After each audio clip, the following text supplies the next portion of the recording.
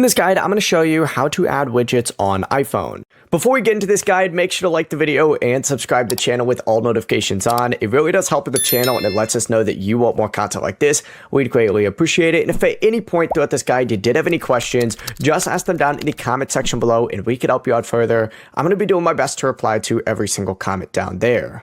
Now there's two places that you can add widget, your home screen or the widget screen to the left of your home screen over here. Essentially what you're going to want to do is find a space that you want to add in a widget and just go ahead and press and hold down, and then you're going to see a little edit option right here. Select that, hit add widget, and then choose whatever widget it is that you want to add. Let's say we want to add this widget right here. Select it, hit add widget, and boom, right there. Now we have a bigger clock widget just like so.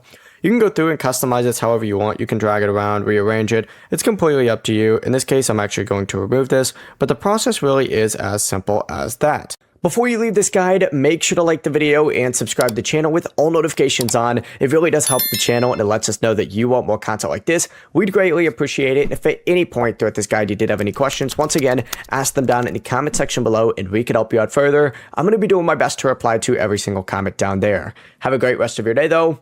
Peace.